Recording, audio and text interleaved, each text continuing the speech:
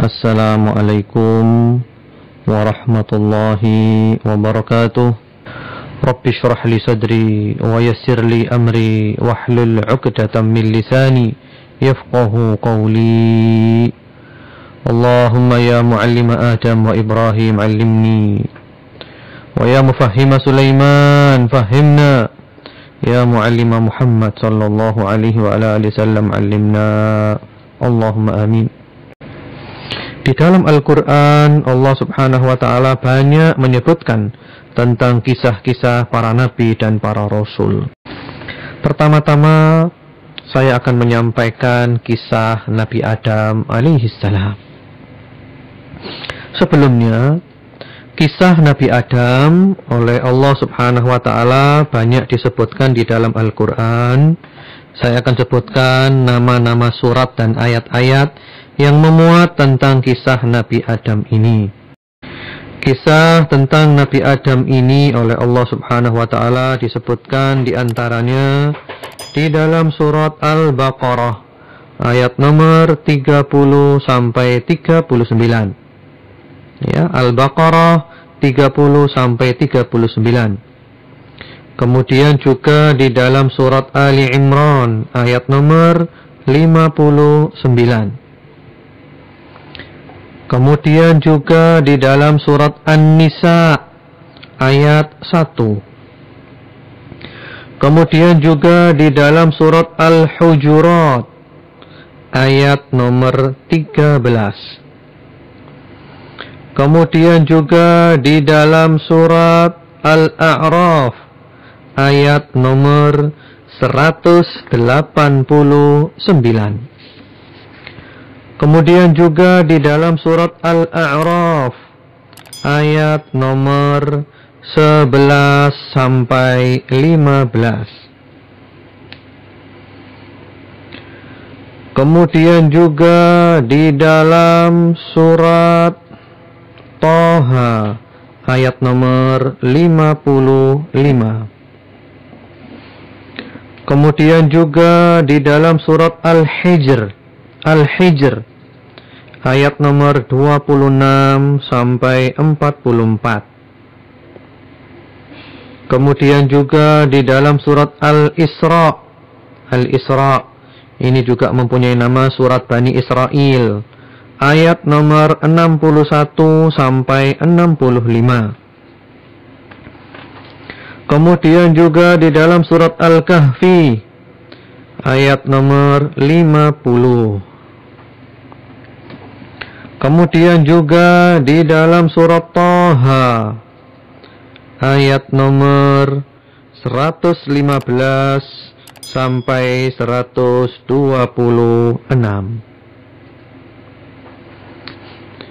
Kemudian juga di dalam surat Shad ayat nomor 67 sampai 88. Kemudian juga di dalam surat Al-An'am ayat nomor 165.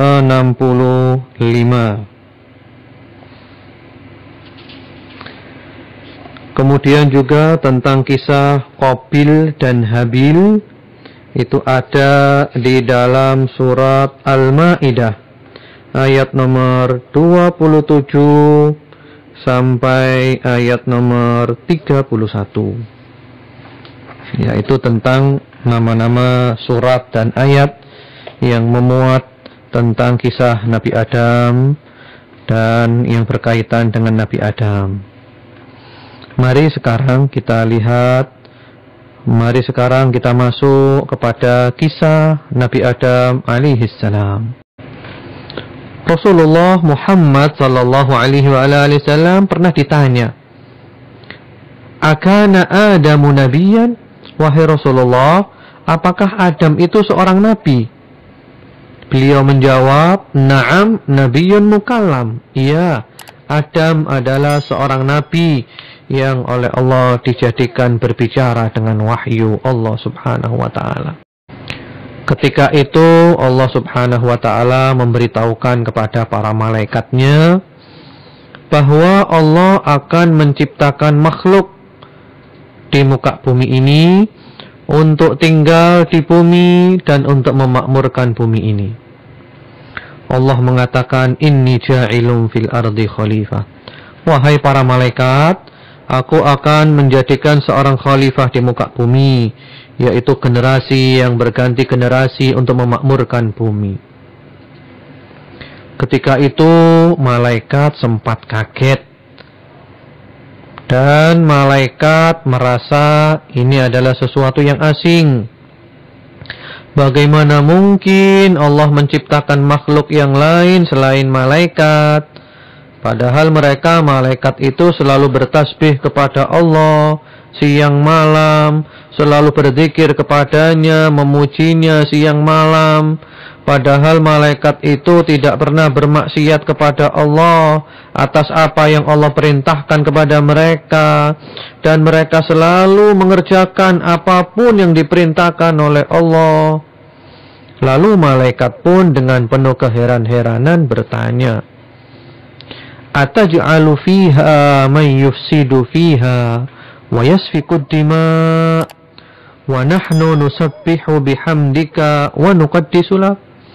Wahai Allah, apakah engkau akan menjadikan di muka bumi itu manusia yang nanti akan membuat kerusakan di sana, akan menumpahkan darah? Padahal ya Allah, kami selalu bertasbih, memujimu, selalu mengkuduskan engkau. Ini kata malaikat. Maksudnya di sini malaikat bukan membantah hukum Allah, bukan membantah aturan Allah. Cuma karena malaikat itu selalu taat. Malaikat selalu taat, malaikat tidak pernah membangkang, selalu taat, selalu tunduk, selalu patuh. Jadi di sini malaikat bukan menentang Allah, sama sekali bukan. Cuman malaikat ingin tahu, minta penjelasan kepada Allah, seperti apa makhluk yang akan diciptakan oleh Allah ini. Adapun malaikat sendiri, mereka selalu ridho dengan apapun yang diridhoi oleh Allah Subhanahu wa ta'ala. Kemudian setelah para malaikat bertanya dengan penuh keheranan itu, Allah menjawab. Kata Allah, Inni a'lamu ma la ta'lamun. Wahai para malaikat, aku mengetahui apa yang tidak kamu ketahui. Karena memang Allah itu tahu semuanya. Rahasia kita Allah tahu, yang tersembunyi Allah tahu, semua perkara, mulai dari yang paling besar sampai yang paling kecil, Allah tahu semuanya. Kemudian apa ya rahasianya? Apa ya rahasia yang diketahui oleh Allah yang tidak diketahui oleh malaikat tentang Nabi Adam atau tentang anak cucu Nabi Adam di kemudian hari? Apa ya rahasianya? Maka jawabannya adalah rahasianya supaya manusia itu apabila nanti dia beriman, dia bertakwa, dia berjalan di atas jalan Allah yang lurus, dia ikhlas semata-mata karena Allah dalam semua amal ibadahnya, bahkan dalam semua aktivitasnya, dia beribadah kepada Allah sampai datang ajal, maka dia akan mendapatkan kedudukan yang sangat tinggi di sisi Allah Subhanahu wa ta'ala. Bahkan kedudukan manusia itu akan menjadi lebih tinggi dari kedudukan malaikat kalau manusia itu berjalan di atas jalan Allah yang benar, sebagaimana para nabi dan para rasul, terutama adalah Rasulullah Muhammad sallallahu alaihi wasallam. Kedudukan beliau di atas para malaikat, tinggi sekali kedudukannya. Tapi kebalikannya, kalau manusia itu jauh dari jalan Allah yang lurus, dia durhaka kepada Allah di muka bumi ini, dia bergelimang dalam dosa, dalam noda, dalam kesalahan, dalam kedoliman, dalam kefasikan, dalam perbuatan yang melampaui batas sampai mati, maka manusia itu akan turun derajatnya. dengan serendah-rendahnya, sehina-hinanya. Bahkan adik-adikku dan anak-anakku, manusia yang seperti ini akan lebih rendah derajatnya dari binatang. Dia keluar dari sifat kemanusiaannya. Dia keluar dari ajaran-ajaran agama. Dan Allah mengatakan tentang manusia model-model seperti ini. Kata Allah, ulaika kal an'ami balhum adall. Mereka itu seperti binatang ternak, bahkan mereka lebih sesat dari binatang ternak. Kemudian Allah Subhanahu wa ta'ala menciptakan Nabi Adam. Diciptakan dari tanah, gampangnya begitu saja. Lalu Allah Subhanahu wa ta'ala meniupkan ruh kepada Nabi Adam itu. Dan Allah mengatakan, kun, jadilah Adam. Lalu jadilah Nabi Adam, manusia laki-laki yang sempurna, dengan ketentuan Allah Subhanahu wa ta'ala yang maha kuasa atas segala sesuatu. Allah mampu. Allah cukup mengatakan kun fayakun, jadilah maka jadilah. Kemudian setelah Allah Subhanahu wa ta'ala menciptakan Nabi Adam, Allah mengajarkan kepada Nabi Adam itu semua nama-nama. Bahkan sebagian ulama mengatakan semua nama-nama benda diajarkan kepada Nabi Adam. Semua nama yang ada di kehidupan dunia diajarkan kepada Nabi Adam. Nabi Adam oleh Allah diberi ilmu yang luar biasa. Lalu Allah meminta kepada para malaikat di hadapan Nabi Adam agar para malaikat menyebutkan nama-nama itu. Ternyata malaikat tidak tahu. Malaikat tidak bisa menjawab. Sampai akhirnya malaikat merasa lemah, mengaku bahwa para malaikat nggak tahu tentang nama-nama itu. Ternyata justru Nabi Adam yang tahu. Nabi Adam yang menjawab semuanya itu. Akhirnya malaikat mengatakan, subhanaka la ilma lana illa ma 'allamtana innaka antal alimul hakim. Maha suci engkau ya Allah, kami tidak mempunyai ilmu kecuali ilmu yang telah engkau ajarkan kepada kami saja. Sesungguhnya engkau maha alim, maha mengetahui, maha bijaksana. Malaikat mengaku di depan Allah, malaikat enggak tahu. Malaikat mengaku di hadapan Allah bahwa malaikat kalah ilmunya dengan Nabi Adam. Ini menunjukkan bahwa Nabi Adam mempunyai nilai lebih di satu sisi dari para malaikat itu. Dan ini juga menunjukkan betapa manusia dimuliakan oleh Allah dengan semulia-mulianya. Walaqad karramna bani Adam, kata Allah. Sungguh kami telah memuliakan anak cucu Adam. Lalu Allah menjawab malaikat itu dengan mengatakan, alam aqul lakum inni a'lamu ghaibas samawati wal ard wa a'lamu ma tubduna wa ma kuntum taktumun. Wahai para malaikat, bukankah aku telah mengatakan kepada kamu bahwa aku mengetahui segala yang gaib di langit-langit dan di bumi, dan aku juga mengetahui apa yang kamu tampakkan dan apa yang kamu sembunyikan. Jadi kata Allah, aku tahu semuanya. Jadi aku menciptakan apa saja itu aku tahu, ada hikmahnya.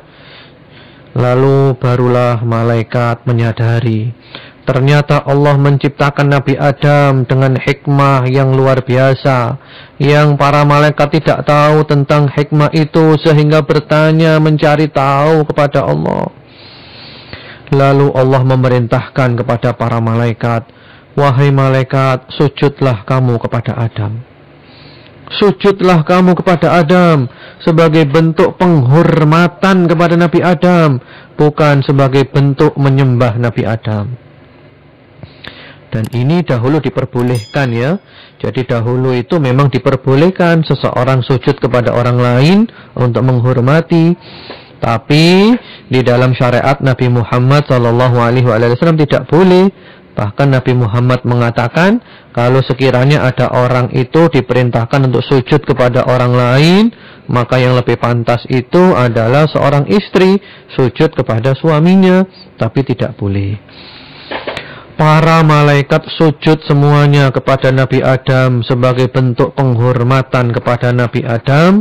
Ternyata ada makhluk lain yang tidak mau sujud, yang dikenal makhluk itu dengan nama iblis.